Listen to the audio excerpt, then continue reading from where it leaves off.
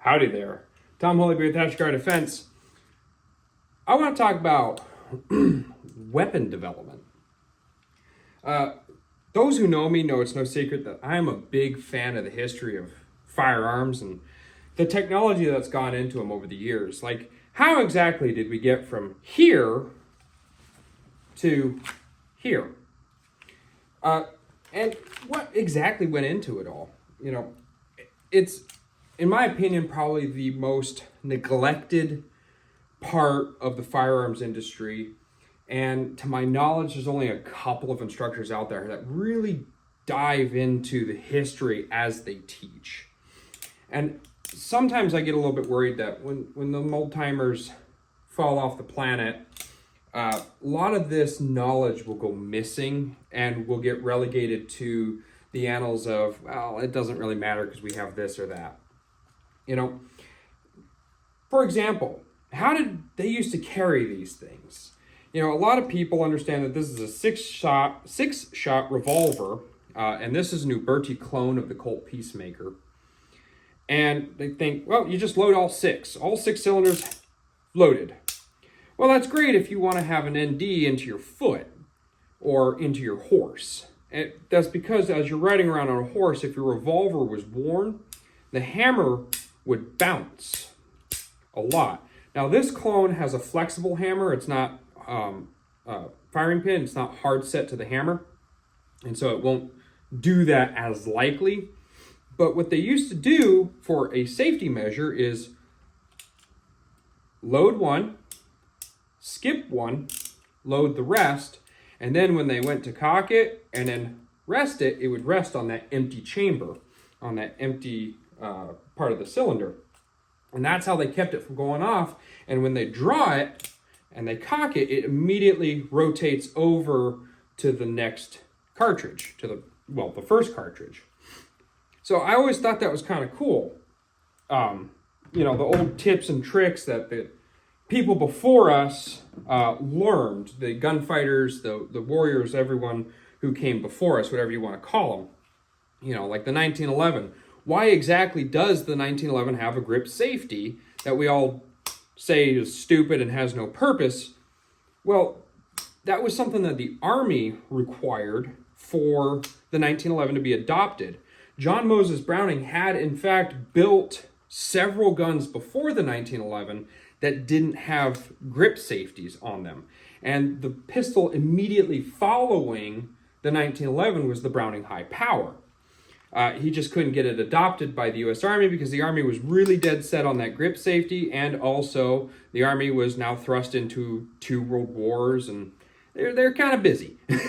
So that's why 1911s have grip safeties, and the Army wanted them because in 1911 you're still riding around on horses. If I have this thing, I drop the safety, and I'm trying to use it while on the back of a horse, and it falls out of my hand, the Army didn't want what's called an inertia fire.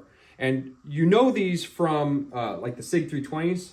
That was the big thing everyone was putting out there, where if it lands in a certain way, the weight and the inertia causes the trigger to compress, dropping the hammer, firing the gun. So the Army didn't want soldiers doing that and shooting themselves with the really expensive horses. It wouldn't be until after the Army had adopted the Beretta and we were doing double action, single action, that Gaston Glock would come out and produce what is the trigger safety.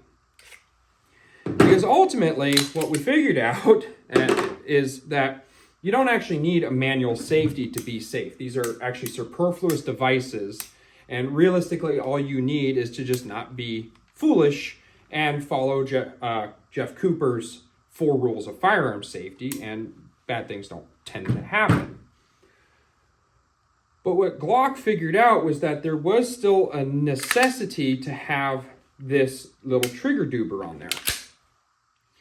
And that was simply because when you'd go to reholster, put it away, whatever, he didn't want the trigger being actuated by environmental forces. And again, if you think about dropping it and it landing, that duber prevents it from having an inertia fire. So that's why we have dubers on triggers, and pretty much every striker fired out there now has a duber.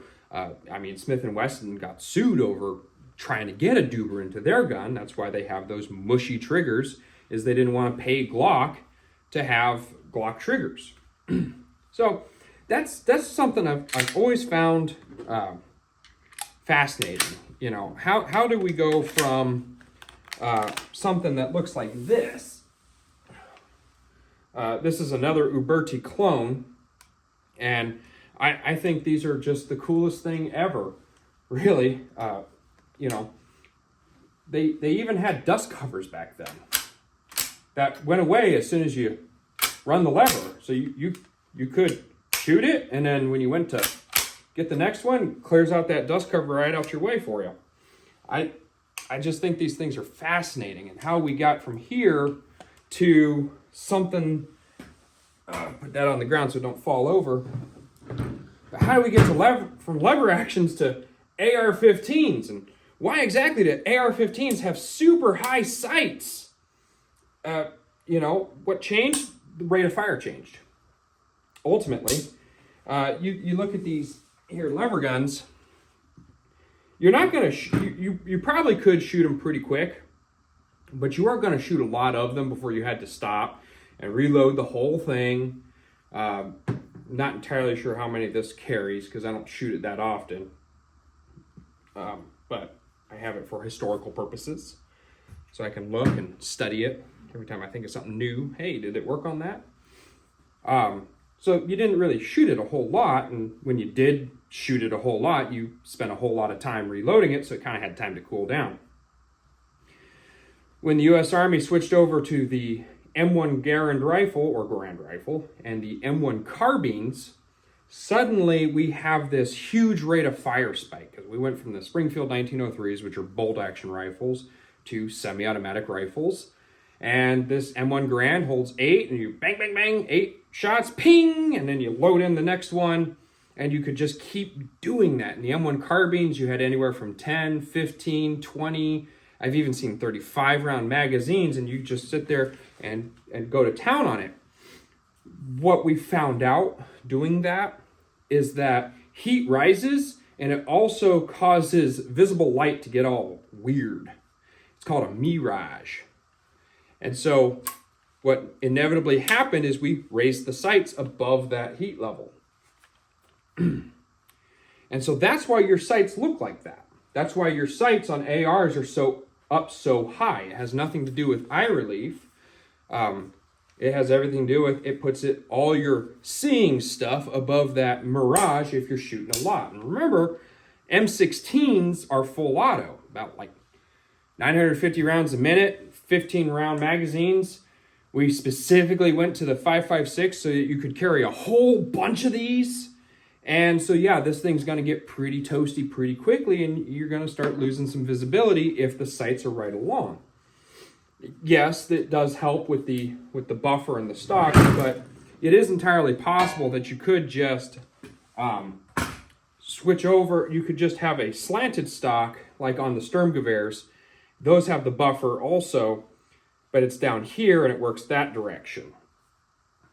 If you really wanted to know which one of these modern guns adopted most from the Sturmgewehr, it wasn't the AK. Though it looks like a Sturmgewehr, there is no recoil or buffer system here. All the recoil is right here. The recoil springs are right here. Don't even need the stock, but this gives you an idea that the buffer on a Sturmgewehr would come and ride down that. So that was the big difference and why we wound up with raised sights. Well, what was the consequence? Well, instead of a point of aim, point of impact rifle and sighting system, you know, if it's right there, boop, that's where the bullet's going to go. We wind up with the mechanical offset. And what that is the bullets come out here, but you're seeing up here. So you've got this offset. And so how do you tackle that? Well, you learn it, right? You just learn, hey, about inch and a half over what you're aiming for, and that accounts for it. EOTech figured out that with that big reticle, the donut reticle with the dot in the center, the dot is about a 25 to 50 yard shot. And the bottom of the circle, at the very apex of the bottom of the circle, right at that line, that's a 7-yard shot. That's a mechanical offset being accounted for through the EOTech.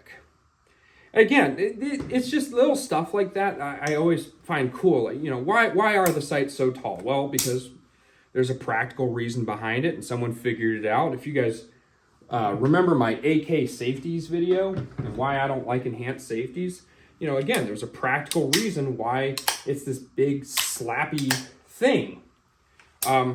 Same thing with the Stoner variants of rifles. If you think about, again, low trained soldiers or untrained soldiers, the natural reaction is a sudden movement, and that sudden movement is straight up and down for fire. Yeah, you know, and so now it's in fire mode, semi-automatic, not full automatic. In order to get full automatic, and I can't do it on this because this is an AR-15, but you'd have to physically push the safety over here in order for full auto or burst, whichever variant you had. So there, again, you know, it's one of those things that there's a practical purpose. I've always found that stuff really, really interesting. The development, how we got from here to there. Why is it that we're looking for new calibers versus just continuing with what we've got? Why the Russians stick around with 30 caliber? You know, for example, that. Why is it that the Russians have used the 7.62x54R cartridge since, well, before World War I? Because there's nothing wrong with it. You know, World War I, all these countries have this big old fight. World War I, bam, bam. We're going to try every caliber we can think of. And we're going to use it to kill you at a distance. The reigning supreme caliber wound up being the 30 caliber.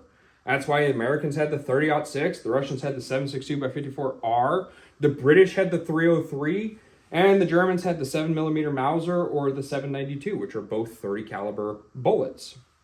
And we kind of established that 30 caliber was the way to go.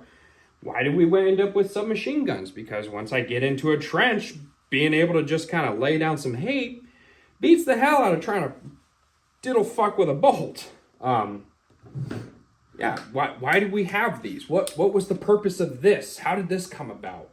You know, not AKs, but the modern carbine or fighting rifle, if you will. Well, it's a amalgamation of a bolt-action rifle and a submachine gun, and it's the best parts of both, and that's now what we use as the standard. Well, what's the best barrel? Well, we messed with that too. As an entire world, we've kind of dicked around with barrel lengths and kind of came to 16 inches being the optimum barrel length for a fighting rifle.